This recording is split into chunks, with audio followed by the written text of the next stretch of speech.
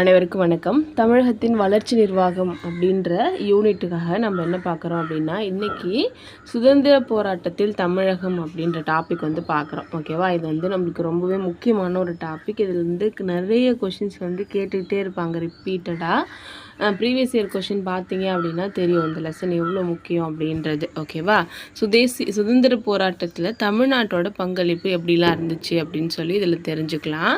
First Chennai சுதேசி சங்கம் உருவாக்கப்பட்ட வருஷம் பார்த்திங்கன்னா 1852. சென்னையில் பார்த்தீங்க அப்படின்னா முக்கியமாக மற்ற இடங்களில் வந்து சங்கங்கள் உருவாகிறதுக்கு முன்னாடியே ஆரம்ப காலத்துலேயே நம்மளோட தமிழ்நாட்டில் பார்த்தீங்க அப்படின்னா அப்போ சென்னை மாகாணத்தில் நிறையா சங்கங்களை வந்து உருவாக்கியிருப்பாங்க. அதில் நம்ம ஃபஸ்ட்டு பார்க்க போகிறது பார்த்தீங்க அப்படின்னா சென்னை சுதேசி சங்கம். இது உருவாக்குன வருஷத்தை பாருங்கள், 1852 உருவாக்கியிருக்காங்க. ஓகேவா? வங்காள பிரிட்டிஷ் இந்திய கழகத்தின் ஒரு கிளையாக துவங்கப்பட்டது தான் இந்த சென்னை சுதேசி சங்கம் அப்படின்னு சொல்லியிருக்காங்க. சென்னை மாகாணத்தில் மக்களோட உரிமையை நிலைநாட்டுறதுக்காக மேற்கத்திய முறையில் ஏற்படுத்தப்பட்ட முதல் அமைப்பு அப்படின்னு பார்த்தீங்கன்னா நம்மளுக்கு சென்னை சுதேசி சங்கம் தான். இதுக்கு முன்னாடி எந்த ஒரு சங்கங்களும் வந்து ஏற்படுத்தியிருக்க மாட்டாங்க. ஓகேவா? மேற்கத்திய முறையில் ஒரு சங்கம் அமைச்சு அதன் மூலமாக அவனோட கோரிக்கையை வெளியிடணும் அப்படின்றத ஃபஸ்ட்டு கொண்டு வந்தது இந்த சென்னை சுதேசி சங்கம் தான். இதுக்கு முக்கியமானவங்க யார் அப்படின்னா லட்சுமி நரசு செட்டி அப்படின்றவர் தான் இதோட தலைவராக இருந்திருப்பார். ஓகே, அஜிலு லட்சுமி நரசு அப்படின்னு சொல்லுவோம். அது கூட ஹார்லி, அதுக்கப்புறம் சீனிவாச பிள்ளை, இவங்க தான் வந்து நிறுவனாங்க. ஓகேவா? இந்த சங்கம் வந்து பார்த்தீங்க அப்படின்னா நம்மளோட ஈஸ்ட் இந்தியா கம்பெனியோட கொள்கைகளை விமர்சனம் பண்ணாங்க. அந்த காலத்தில் ஈஸ்ட் இந்தியா கம்பெனி வந்து நிறைய கொள்ளை அடித்தாங்க, அதாவது ஊழல் பண்ணாங்க. இதுலேருந்து வந்து விமர்சனம் பண்ணுறதுக்காக தான் இவங்க வந்து இருந்தாங்க. ஓகேவா? இந்த கஜலட்சுமி நரசு, சீனிவாச பிள்ளை, ஹார்லி இவங்க எல்லாருமே பார்த்தீங்க அப்படின்னா பெரிய வணிகர்களாக இருந்தாங்க அப்படின்னு சொல்லியிருக்காங்க.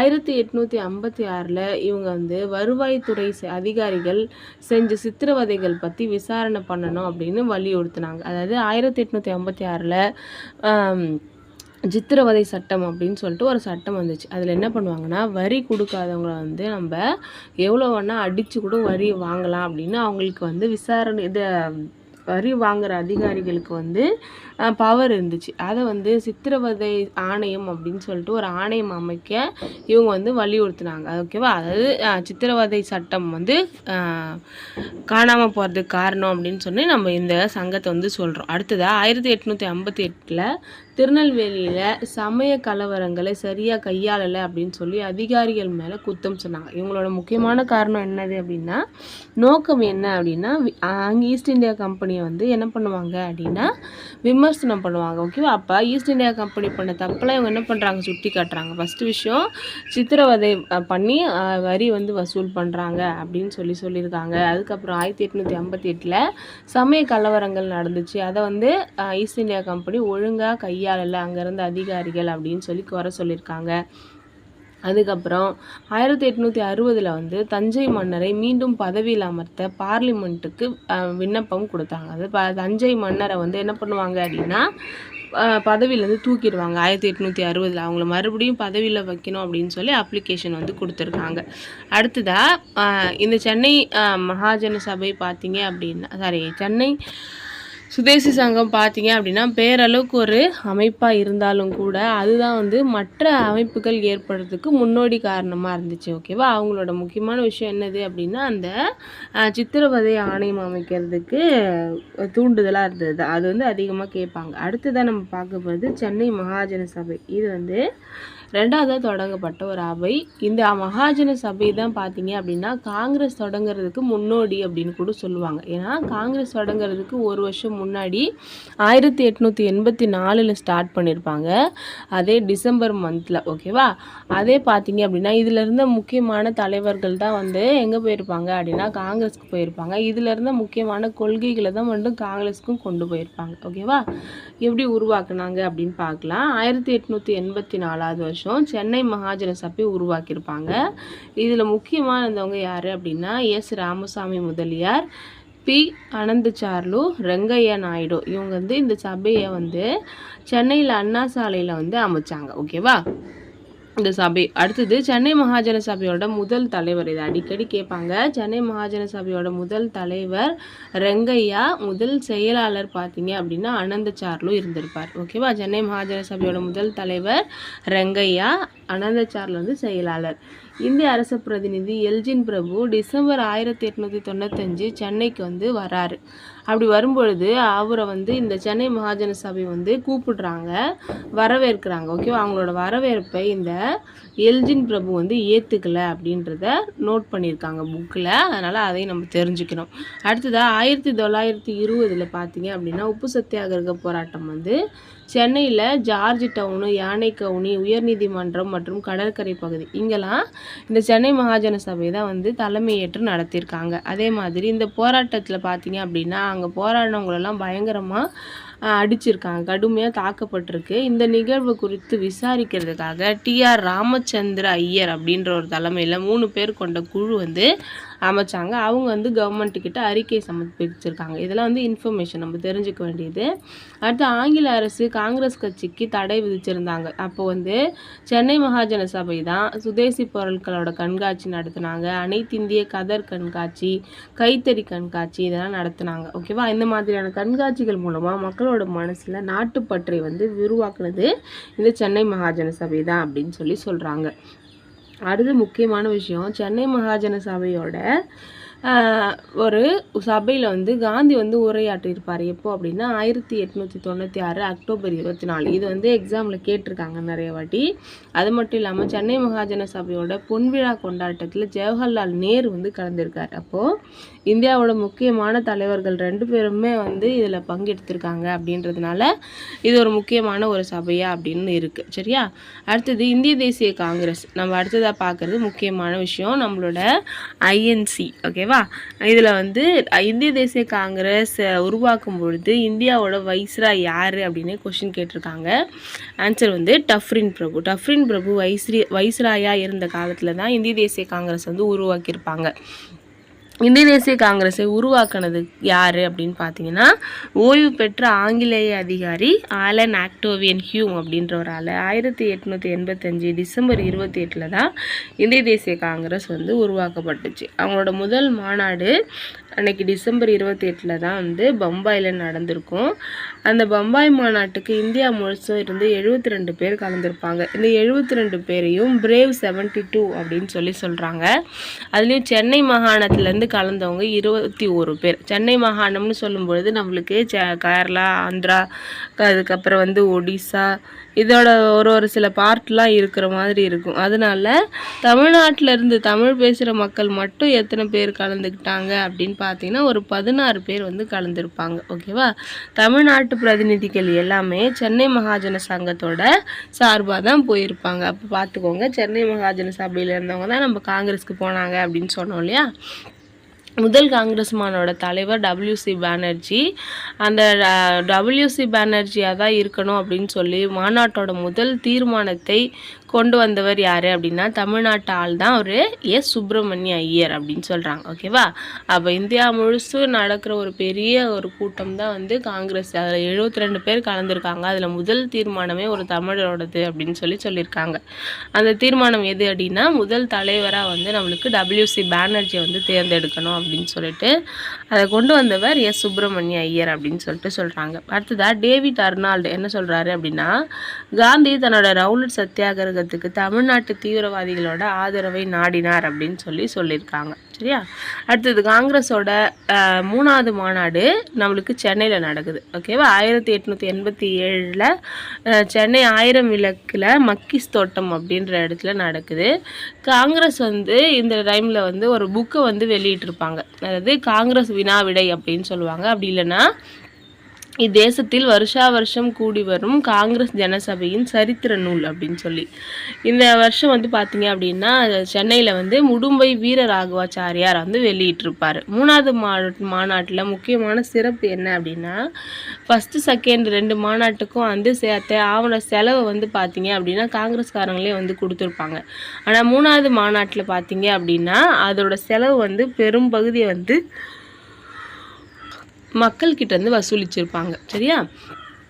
அடுத்து 3வது மாநாட்டில் முக்கியமாக சென்னை மாகாணத்தின் சார்பாக 362 பேர் வந்து கலந்துருப்பாங்க அப்படின்னு சொல்கிறாங்க.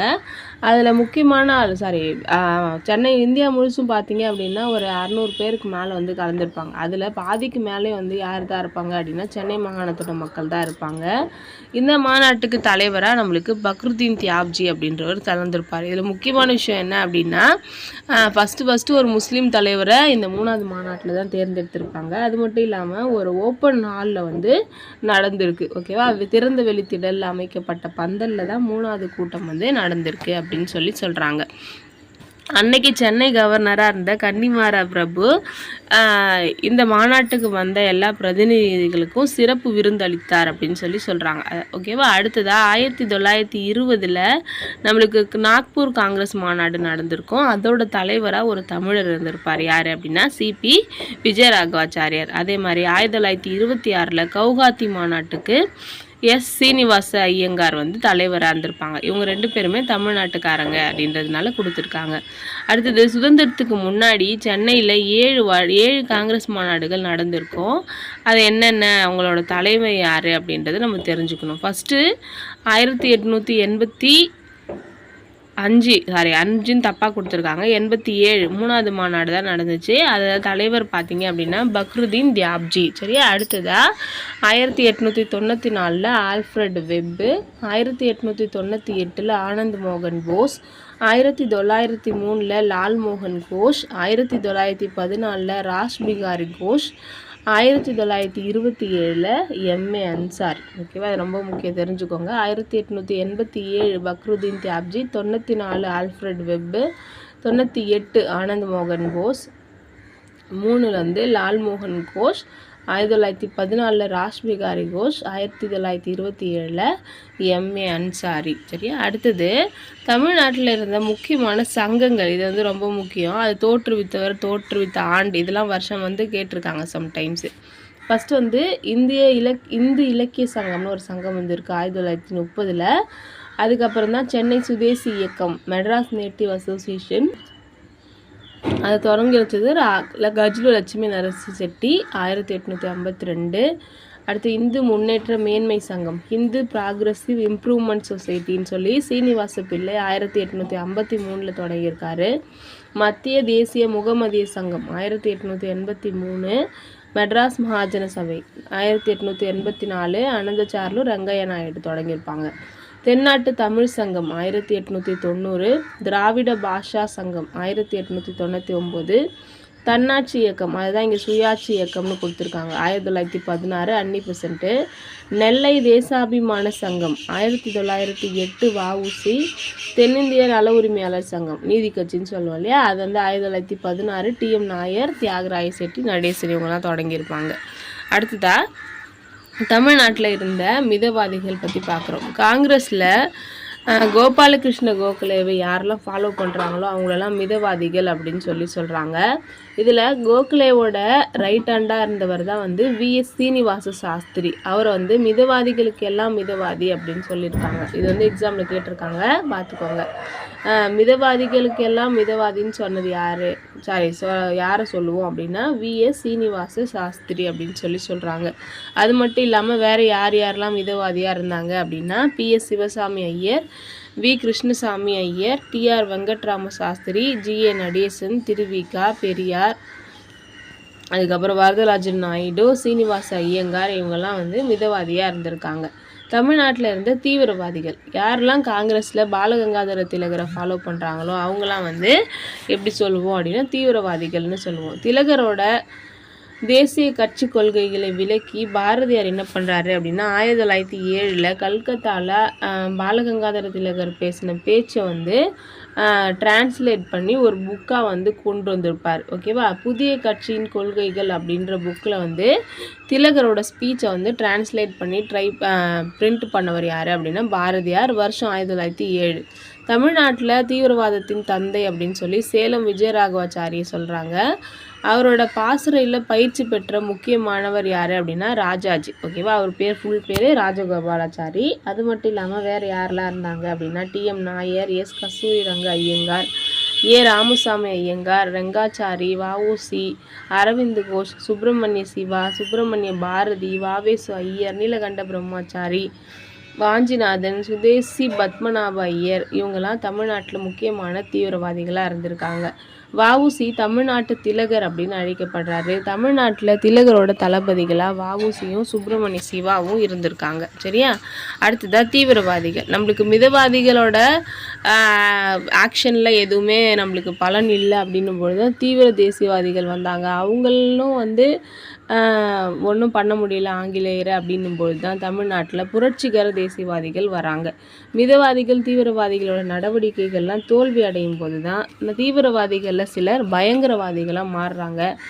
என்னென்ன பண்ணுறாங்க அப்படின்னு பாருங்கள். 1905 லண்டனில் ஹோம் ரூல் லீக் அப்படின்ற ஒரு அமைப்பையும் 1966 இந்தியா விடுதி அப்படின்ற ஒரு முகாமையும் அமைச்சிருக்காங்க பயங்கரவாதிகள். 1905 லண்டனில் ஹோம் ரூல் லீக், அதுக்கப்புறம் 1966 இந்தியா விடுதி. சரியா? தமிழ்நாட்டில் முக்கியமான இருந்த பயங்கரவாதிகள் பார்த்திங்கன்னா வாவே சுப்பிரமணிய ஐயர், திருச்சி டிஎஸ்எஸ் ராஜன், எம்பிடி ஆச்சாரியா இவங்கெல்லாம் பார்த்திங்க அப்படின்னா அந்த விடுதியில் பயிற்சி பெற்றிருக்காங்க. ஓகேவா? ஆயுத புரட்சி மூலமாக விடுதலை பெறணும் அப்படின்றது தான் இந்த பயங்கரவாதிகளோட நோக்கமாக இருந்திருக்கு.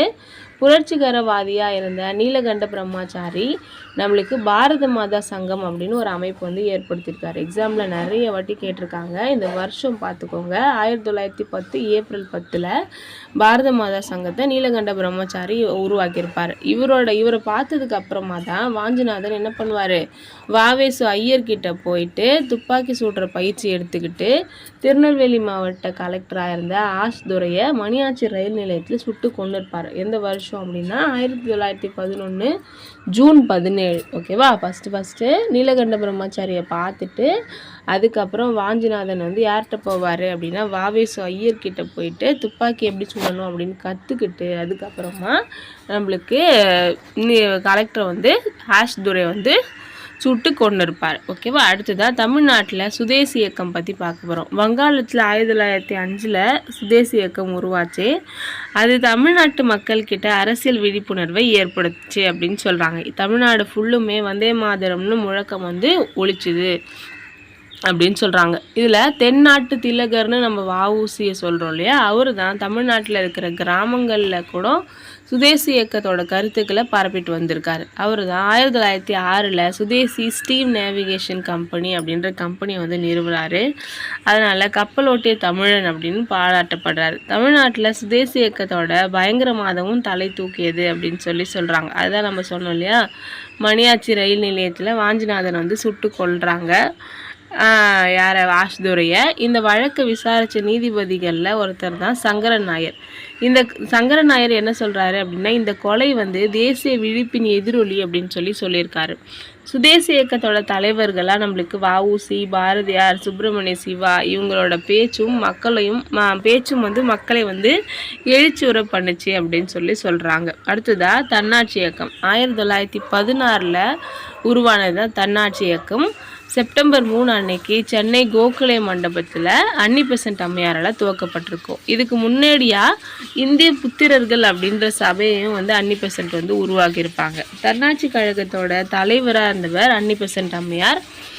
அதில் அமைப்பு செயலாளர் ஜிஎஸ் அருண்தேல், சிபி ராமசாமி ஐயர் பொதுச் செயலாளராகவும் பிபி வாடியா பொருளாளராகவும் இருந்திருப்பாங்க. தன்னாட்சி இயக்கத்தோட முக்கியமான நோக்கம் என்ன அப்படின்னா, பிரிட்டிஷ் பேரரசுக்குள்ளேயே இந்தியாவுக்கு சுயாட்சி கிடைக்கணும் அப்படின்றது தான். சரிங்களா? இந்திய தேசிய காங்கிரஸ் பிளவுபட்டு முடங்கி கிடந்த காலத்தில் தன்னாட்சி இயக்கம் தான் தேசிய போராட்டத்தை தீவிரமாக வழிநடத்துச்சு அப்படின்னு சொல்கிறாங்க. ஏன்னா காங்கிரஸில் இருந்தவங்க எல்லாரும் தான் பிரிஞ்சுட்டாங்க. மிதவாதிகள், தீவிரவாதிகள், அதில் பாதி பயங்கரவாதிகள் அப்படின்னு பிரியும் பொழுது தன்னாட்சி இயக்கம் தான் அந்த ஒரு ஒத்துமையாக இருக்கிற விஷயத்துக்கு முக்கியமாக இருந்துச்சு அப்படின்னு சொல்கிறாங்க. அன்னிபெசன்ட் அம்மையாரோட சுயாட்சி சங்கத்துக்கு கிடைச்ச பரிசு என்ன அப்படின்னா 1917 ஆகஸ்ட் 20 மாண்டேகு பிரகடனம் வந்துச்சு. ஓகேவா? 1917 ஆகஸ்ட் 20 அன்னிபெசன்ட்டோட சாதனைகளை பாராட்டி அவருக்கு பெருமைப்படுத்தணும் அப்படின்றதுக்காக 1917 டிசம்பரில் கல்கத்தாவில் நடைபெற்ற காங்கிரஸ் மாநாட்டுக்கு தலைவராக அன்னிபெசன்ட் தேர்ந்தெடுக்கிறாங்க. அடுத்ததாக ரவுலட் சத்தியாகிரகம். மகாத்மா காந்தி தமிழ்நாட்டில் இருந்தபோது பண்ணும்போது தான் ரவுலட் சட்டம் நிறைவேற்றப்பட்டுச்சு. ரவுலட் சட்டம் அப்படின்றது என்ன அப்படின்னா, ஆங்கிலேயர்கள் யாரை வேணால் எப்போ வேணால் எதுவுமே காரணம் சொல்லாமல் கைது பண்ணி ஜெயிலில் வைக்கலாம் அப்படின்றது தான் வந்து சட்டம். அதை எதிர்த்து காந்தி வந்து ரவுலட் சத்தியாகிரகம் அப்படின்னு ஒரு சத்தியாகிரகத்தை தமிழ்நாட்டிலேருந்து தான் தொடங்கி வைக்கிறாரு. காந்தியோட முதல் அகில இந்திய சத்தியாகிரகம் அப்படின்னு கேட்டால் ரவுலட் சத்தியாகிரகம் தான் அப்படின்னு சொல்கிறோம்.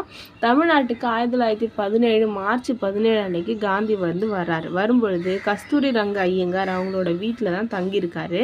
அப்போ தான் இந்த மாதிரியான ஒரு சட்டத்தை வந்து போடுறாங்க. அப்போ காந்தி அதை கருப்பு சட்டம் அப்படின்னு சொல்லி அதற்கு எதிராக நம்ம சத்தியாகிரகம் பண்ணணும் அப்படின்னு சொல்லி அறிவிக்கிறாரு. அதுதான் வந்து ரவுலட் சத்தியாகிரகம் அப்படின்னு சொல்லி சொல்கிறாங்க.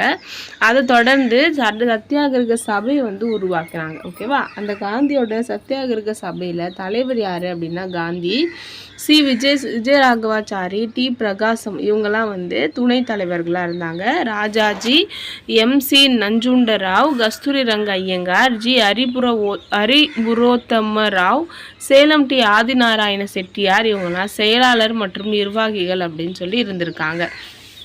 தமிழ்நாட்டில் ரவுலட் சட்டத்தோட எதிர்ப்பு நாள் 1919 ஏப்ரல் 6 அன்னைக்கு கொண்டு வந்திருப்பாங்க. அதை வந்து துக்க தினமாக அனுசரிச்சிருப்பாங்க. பல பகுதிகளில் கண்டன ஊர்வலங்கள் நடந்தது. அதுபோது பத்திரிகையோட பதிவு சட்டத்தை மீறி சத்தியாகிரகி அப்படின்ற பத்திரிகையை வந்து வெளியிட்டிருக்காங்க. அரசாங்கத்தால் தடை செய்யப்பட்டிருந்த நூல்களாக இருக்கிற சர்வோதயம், இந்திய சுயராஜ்யம், வீர சவார்கரோட எரிமலை இந்த மாதிரியான புக்கெல்லாம் வந்து சத்தியாகிரகிகள் அப்போ விற்பனை பண்ணாங்க. ஓகேவா? காந்தியோட புக்கு சர்வோதயம், இந்திய சுயராஜ்யம். அடுத்ததா வீர சவார்கர் அவரோட புக்கு வந்து எரிமலை. இதெல்லாம் வந்து புக்கு வெளியிடக்கூடாதுன்னு கவர்மெண்ட் வந்து தடுத்து வச்சுருந்தாங்க அந்த காலத்தில். அதை எதிர்த்து என்ன பண்ணுறாங்க, இந்த புக்கெல்லாம் வந்து வெளியிடுறாங்க. அடுத்ததாக கிலாபத் இயக்கம். இந்திய முஸ்லீம்கள் காந்தியோட ஒத்துழைப்போடு தொடங்கின ஒரு இயக்கம் தான் கிலாபத். தமிழ்நாட்டில் மக்கள் இதில் ஆர்வமாக கலந்துக்கிட்டாங்க அப்படின்னு சொல்லி சொல்கிறாங்க. சென்னை மாகாண காங்கிரஸ் மாநாடு 1919 ஆகஸ்டில் கூடினாங்க. அலி சகோதரர்களை விடுதலை செய்யணும் அப்படின்ற தீர்மானத்தை ராஜாஜி கொண்டு வந்தார். ஓகேவா? அக்டோபர் 17 அன்னைக்கு அனுசரிக்கப்பட்ட இந்த கிலாபத்து தினத்துக்கு தமிழ்நாட்டோட இந்துக்களும் வந்து ஆதரவு தெரிவித்தாங்க. அதுக்கு காரணம் நம்மளோட ராஜாஜி தான் அப்படின்னு சொல்லி சொல்கிறாங்க. சென்னை நகரில் மௌலானா சவுகத் அலியோட தலைமையில் 1920 ஏப்ரல் 20 கிலாபத் மாநாடு நடந்துச்சு. ராஜாஜி, கஸ்தூரி ரங்க ஐயங்கார், பிரகாசம் இவங்கெல்லாம் இந்த மாநாட்டில் கலந்துட்டு பேசினாங்க. சென்னை மாநில கிலாபத் இயக்கத்தை ராஜாஜியோட ஆதரவோட யாகூப் ஹசன் அப்படின்றவர் 1920 மே மாதத்தில் கொண்டு வந்திருப்பார். அதாவது இது ரொம்ப முக்கியமானது, எக்ஸாமில் கேட்டிருக்காங்க யாகூப் ஹசன் பற்றி. சென்னை மாநில கிலாபத் இயக்க தலைவர் யார் அப்படின்னு சொல்லிட்டு. ஓகேவா? தமிழ்நாட்டுக்கு 1920 ஆகஸ்டில் காந்தி வந்து வருவார். அவரும் வந்து கிலாபத் இயக்கத்தை ஆதரித்து பிரசாரம் பண்ணியிருக்காரு. அன்னைக்கு வடார்காடு அப்படின்னு சொல்லப்படுற வேலூரில் இருக்கிற வாணியம்பாடி தான் கிலாபத் இயக்கத்தோட உயிர் நாடியாக இருந்துச்சு. இதுவும் எக்ஸாமில் கேட்டிருக்காங்க. தமிழ்நாட்டில் நீதி கட்சியினரும் சுயாட்சி அங்கத்தினரும் லிபரல் கட்சியினரும் கிலாபத் இயக்கத்தை ஆதரிக்கலை. யாரெல்லாம்? நீதி கட்சி, தன்னாட்சி இயக்கம், லிபரல் கட்சி இவங்கெல்லாம் வந்து கிலாபத் இயக்கத்தை ஆதரவு கொடுக்கல அப்படின்னு சொல்லியிருக்காங்க. அடுத்ததாக ஒத்துழையாமை இயக்கம். 1919 காந்தி வந்து ஒத்துழையாமை இயக்கத்தை தொடங்கியிருப்பார். ஓகேவா? தமிழ்நாட்டில் ஒத்துழையாமை இயக்கம் ராஜாஜி தலைமையில் நடந்துச்சு. ஒத்துழையாமை இயக்கத்தோட ஒரு பகுதியாக சென்னை தொழிலாளர் சங்கம் சார்பாக பக்கிங்ஹாம் கார்னாட்டிக்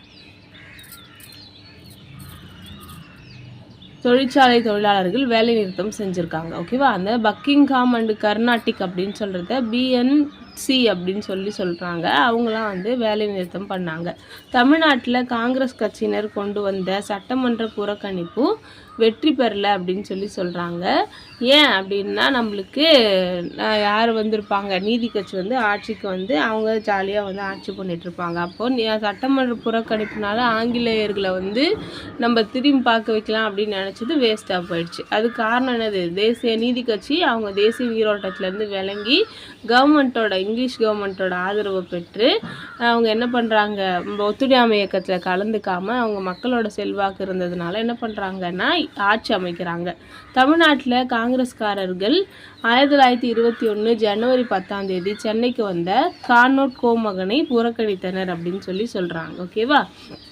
அதுதான் கஸ்தூரி ரங்க ஐயங்கார், சீனிவாச ஐயங்கார், சத்தியமூர்த்தி, வஉசி, சிங்காரவேலு செட்டியார், டாக்டர் வரதராஜலு நாயுடு இந்த மாதிரி தலைவர்களோட முயற்சியால் ஒத்துழையாமை இயக்கம் பெரும் வீச்சுடன் நடைபெற்றது அப்படின்னு சொல்கிறாங்க. அது மட்டும் இல்லாமல் இந்து, சுதேசமித்திரன், தேசபக்தன், முகமதன் இந்த மாதிரி பத்திரிகைகளும் இந்த இயக்கம் வளர்கிறதுக்கு ஹெல்ப் பண்ணுச்சு. தமிழ்நாட்டில் ஊர்வலங்களும் பொதுக்கூட்டங்களும் நடந்துச்சு அப்படின்னு சொல்லியிருக்காங்க. பல்லாயிரக்கணக்கில் மக்கள் வந்து ஜெயிலுக்கு போயிருப்பாங்க. ஒத்துழையாமை இயக்கத்தின் போது தான் மலபாரில் ஒரு மாப்ளார் கழகம்னு நடக்கும் 1921.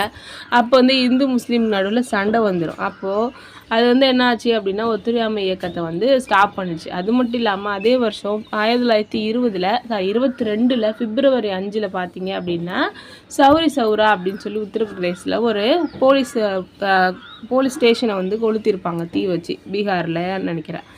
பீகாரில் அதனால் வந்து காந்தி என்ன பண்ணிடுவார் அப்படின்னா ஒத்துழையாமை இயக்கம் வேண்டாம் அப்படின்னு சொல்லிட்டு விட்டுருவார். அப்போது இந்த நிகழ்வுகளால் ஒத்துழையாமை இயக்கம் என்ன பண்ணுச்சு அப்படின்னா அதோட ஃபுல் எஃபர்ட் வந்து இல்லாமலே வந்து பாதியிலே ஸ்டாப் ஆயிடுச்சு அப்படின்னு சொல்கிறாங்க. அடுத்ததாக சுயராஜ்ய கட்சி.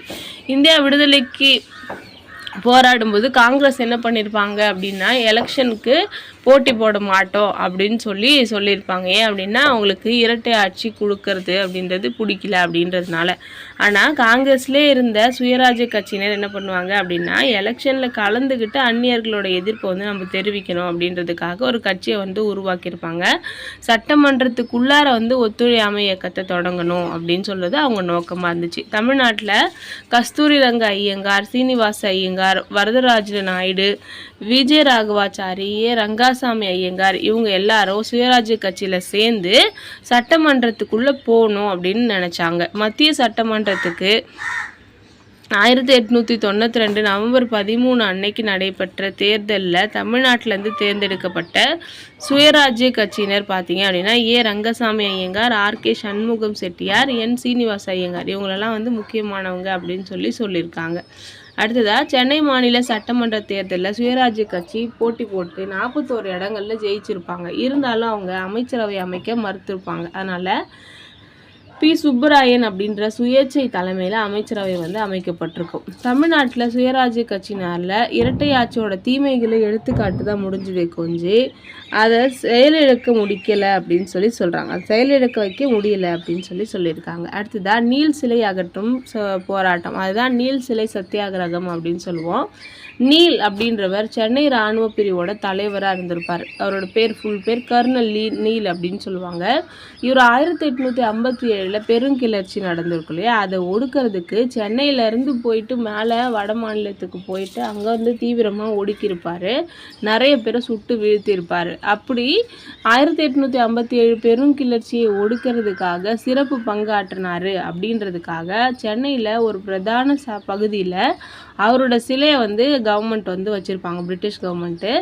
இதை எதிர்த்து போராடுறது தான் வந்து நீல் சிலை சத்தியாகிரகம் அப்படின்னு சொல்கிறோம். ஓகேவா, நம்மளோட மக்களை கொன்ன அந்த நீலோட சிலையை வந்து நம்மளோட தமிழ்நாட்டில் வைக்கக்கூடாது அப்படின்னு சொல்லிட்டு நெல்லை சோமயாஜுலு அவரோட தலைமையில் சத்தியாகிரக குழு வந்து தொடங்கியிருப்பாங்க.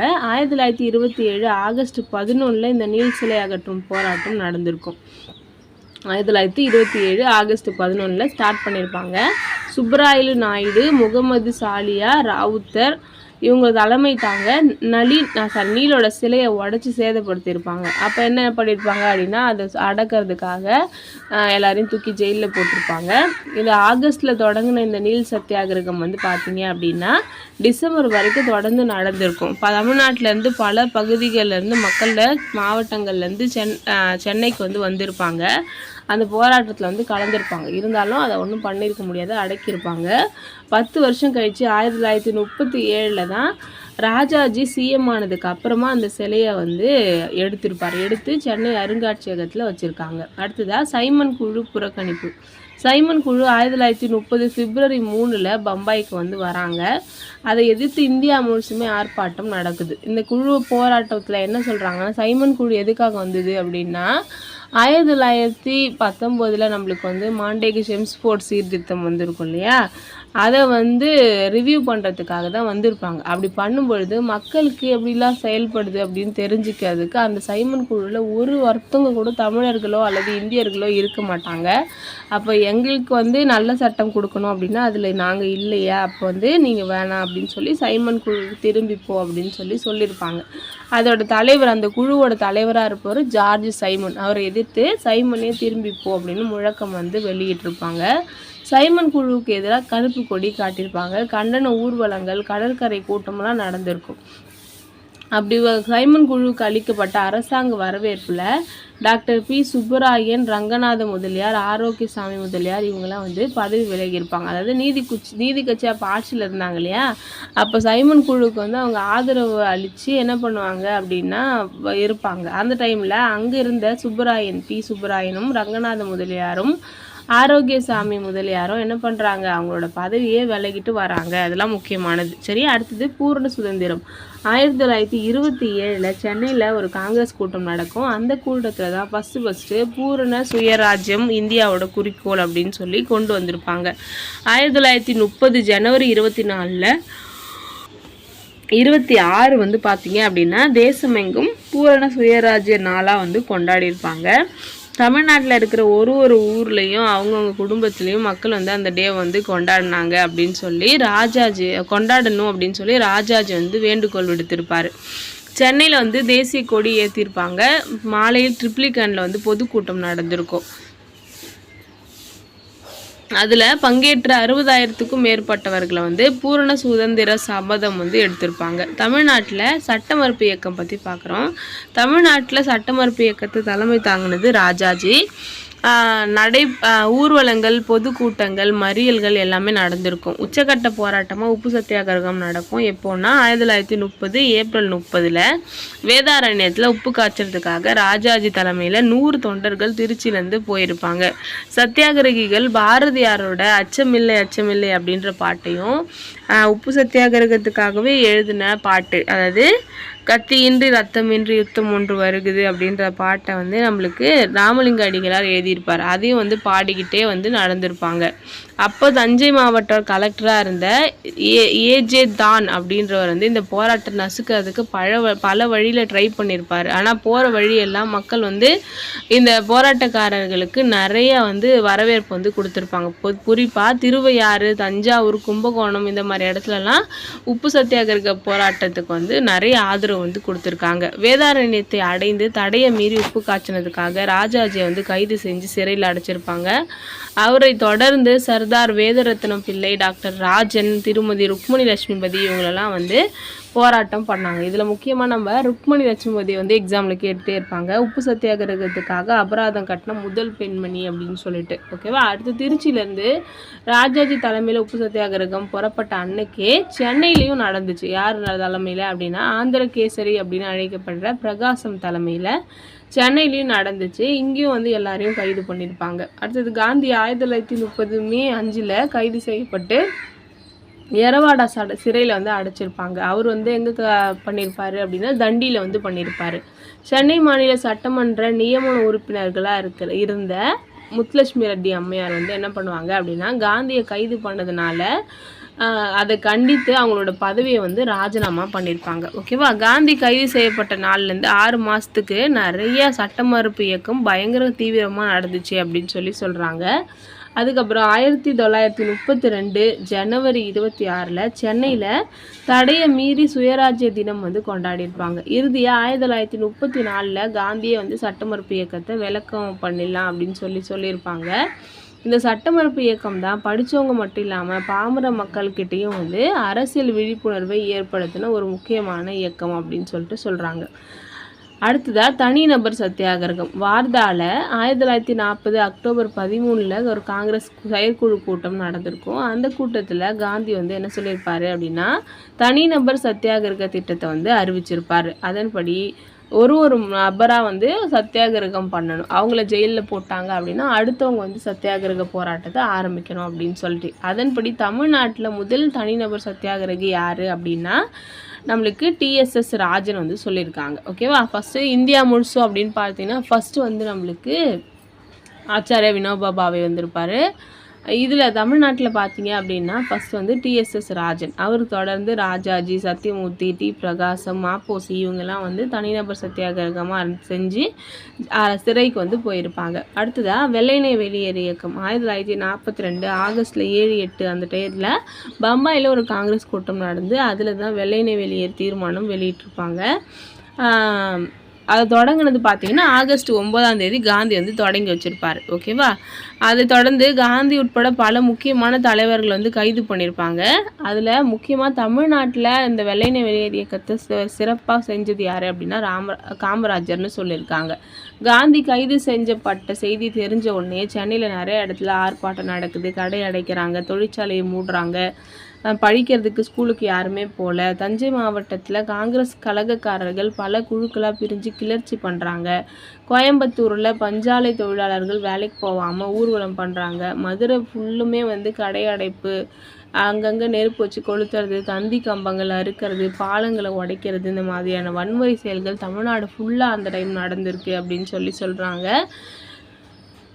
ஆனாலும் பார்த்தீங்க அப்படின்னா இந்த வெள்ளையனே வெளியேறு இயக்கத்தை பயங்கரமான அடக்குமுறையால் 3 மாதத்தில் வந்து என்ன பண்ணிட்டாங்க, ஆங்கிலேயர்கள் அடக்கிட்டாங்க அப்படின்னு சொல்கிறாங்க. சரியா? அடுத்ததாக இந்தியா சுதந்திரம் அடைதல். நீண்ட போராட்டத்துக்கு அப்புறமா 1947 ஆகஸ்ட் 15 அன்னைக்கு இந்தியா வந்து விடுதலை அடைஞ்சிது அப்படின்னு சொல்லியிருக்காங்க. ஆங்கிலேயரோட யூனியன் ஜாக் கொடி இறக்கப்பட்டு இந்தியாவோட மூவர்ண கொடி பறக்க விடப்பட்டது அப்படின்னு சொல்கிறாங்க. இந்தியா விடுதலை அடைந்த பொழுது நம்மளுக்கு தலைவராக சிஎம்மாக இருந்தவர் யார் அப்படின்னா ஓமந்தூர் ராமசாமி ரெட்டியார். அவர் தான் தமிழ்நாட்டோட முதலமைச்சராக இருந்தார். மக்கள் வந்து ரொம்ப சந்தோஷமாக விடுதலை நாளை கொண்டாடினாங்க அப்படின்னு முடிக்கிறாங்க. ஓகேவா? நெக்ஸ்ட் வந்து நம்ம அரசியல் கட்சிகளும் பலதரப்பு மக்களுக்கான நலத்திட்டங்களும் அப்படின்ற டாபிக் வந்து பார்க்க போகிறோம். இந்த வீடியோ உங்களுக்கு யூஸ்ஃபுல்லாக இருக்கும் அப்படின்னு நம்புகிறேன். நெக்ஸ்ட் வீடியோவில் பார்க்கலாம். தேங்க்யூ.